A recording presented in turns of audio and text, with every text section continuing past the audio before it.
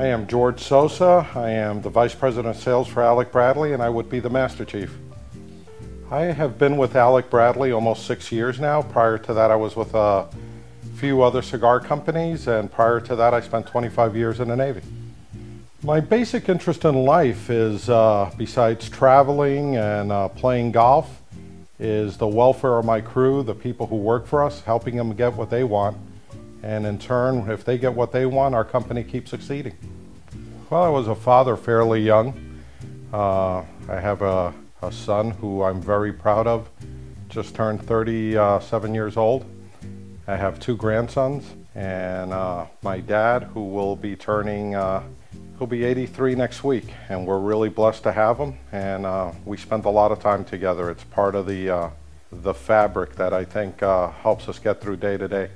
You know, there are so many crazy stories with Alec Bradley and being on the road, but I think one of the craziest is probably our trip recently to the Philippines. I got to travel to the Philippines for a tobacco expo with our Senior Vice President, Ralph Montero.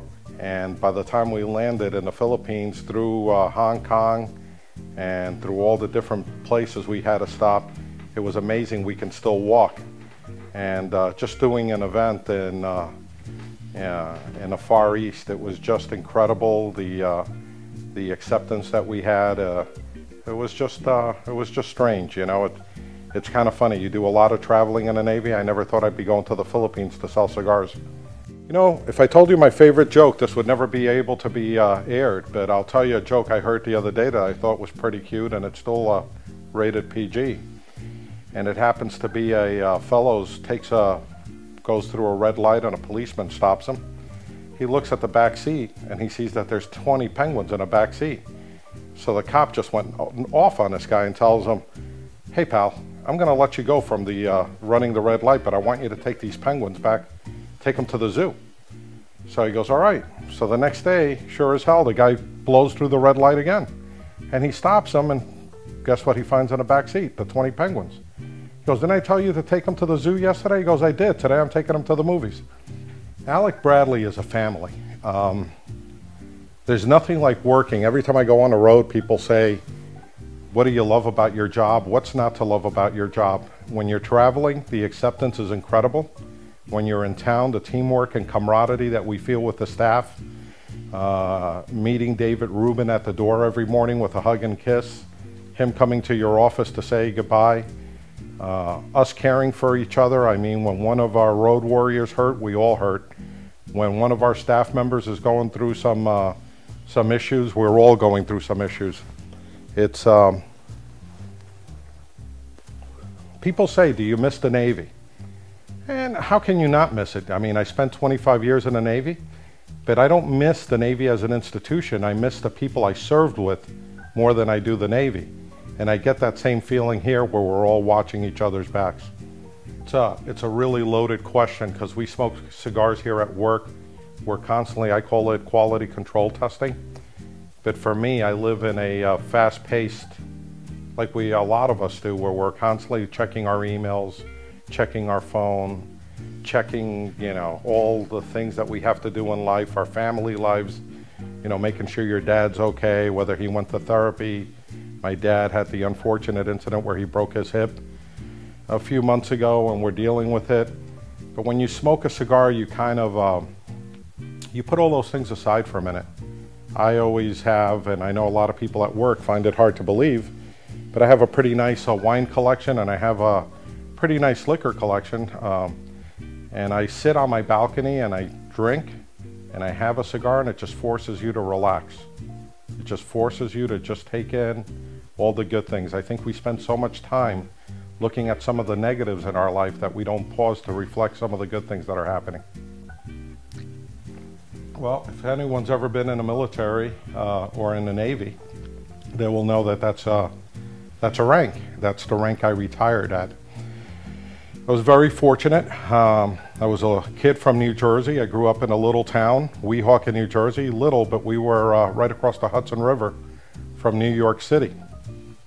And as a kid, I used to walk to school and see the ships pulling into the port of New York. And I see the Navy ships, and I always was attracted by by the ships, and I was also attracted by the adventure and the travel. And if you look at my sixth grade yearbook, you'll see that all I ever wanted to do is go in the Navy, and I was fortunate enough to join right out of high school. As a matter of fact, my parents had a sign for me because I was 17 years old. And 15 years later, I made the rank of Master Chief, which is the highest enlisted rank that you can rise to in the Navy. And I had a lot of great people I worked for, a lot of great people who worked for me. And I was very fortunate. I got promoted really young. Unfortunately for me, I ran out of jobs at a really early age, so I took an early retirement at 25. A lot of people say, why didn't you stay for 30 or longer? And I pretty much did every goal that I wanted to accomplish while I was in.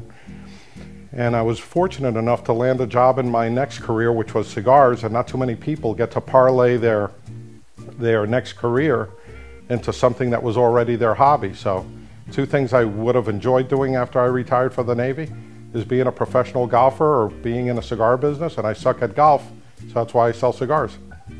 I think the key to success is no different than the key in life, is relationship building. I think if we're looking for the quick dollar and all we do is sell a cigar, I think we're destined for failure. But tobacconists start off as our accounts and they end up our friends.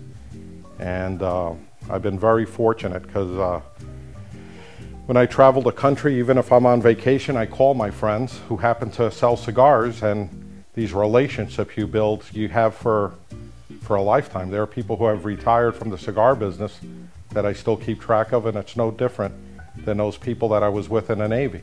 You just care about each other, and those end up being your best accounts because of the relationship building and the things you share together.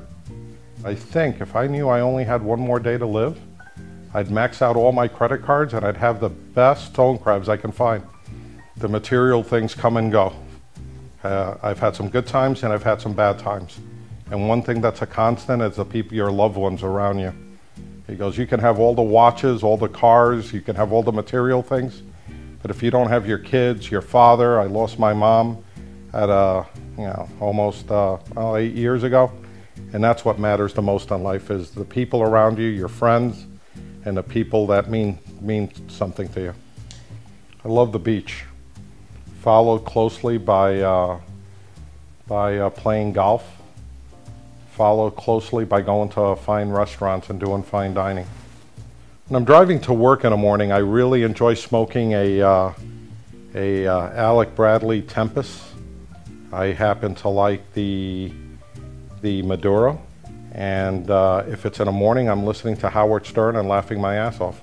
I think when you tell the Alec Bradley story and they know where we came from and the integrity behind the company, kind of sets us apart. It's kind of funny when you travel around and you hear stories, and I love this industry. I really do love this industry. What I don't like a lot about the industry is the egos involved. And it's great to have a grassroots company that started with humble beginnings, like just about every company out there. You hear of some of the big boys that used to do selling cigars out of the back of their truck and co-signing. So they didn't all start off large. But I think that some companies, the egos get in the way, and it's nice to work for people who really, really, truly don't believe all their press releases. We kind of stay humble and we live true. You know, you'd be surprised the amount of times that I hear that when I'm traveling, and my answer is, what works for you? Some nights I'm at the house and I have a guillotine cutter that's really beautiful and I overpaid for it, and I just feel like a guillotine or a bird's eye cut, and I cut it, and it's a different type of taste. Maybe it's psychological. Sometimes on a big ring cigar I may go for a bullet cut, but I always really, really enjoy the guillotine cut. I think it opens up the cigar. You taste all the flavors, what the blender wanted you to taste in the wrapper leaf, the filler, the binder. So I'm more of a traditionalist when it comes to that. I carry a guillotine and I cut it. But it's whatever works for you. That's the beautiful thing about cigars. I see some people complicating it more than it should be. I think we're almost becoming the wine dorks of yesteryear, where people try to amaze you with all their knowledge.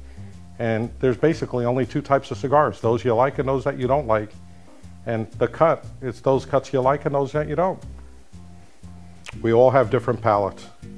When I need some amusement, I read different blogs and I see people trashing different companies, and I don't get that. I mean, I happen to smoke other people's cigars. I bring other people's cigars into the office, and I happen to know that Al and Ralph and my sales reps try different cigars. Now, why do we do that?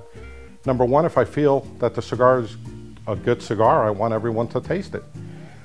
The second thing is, how can I do my job if I don't know what you smoke? If you tell me you smoke an Upman, or you smoke a La Gloria, or you smoke, I want to know what balance is in that cigar, whether it's a full body, and we all have different palates. One time I go into a store and a guy says, "Oh, I like light cigars." He goes, "I like them really light." I goes, "Give me an example." And he said, Macanudo and Cohiba Maduro. I mean, you know, it doesn't make any sense. But to him it made sense. So I have to try and figure out what they like. So it all depends on the time of the day and what you want to smoke. Winston Churchill, because I think he's one of the greatest leaders that's ever existed. I think that when I was in school, when I was in high school, and when I was in the Navy, I played a lot of sports, but then I started gravitating towards leaderships. I would be more impressed with the Vince Lombardis than I was with the Joe Namaths. I think that when you take a look at a guy like Winston Churchill, who wasn't very well regarded. I mean, you know, if you read anything about Winston Churchill before he became prime minister, you know, the guy, a lot of people thought he was a stumbling buffoon. And he ended up leading the UK and befriending Roosevelt, and you know, they put together a pretty nice team. And I would just love to be able to smoke a cigar with the guy. I thought he said what he meant, and he meant what he said.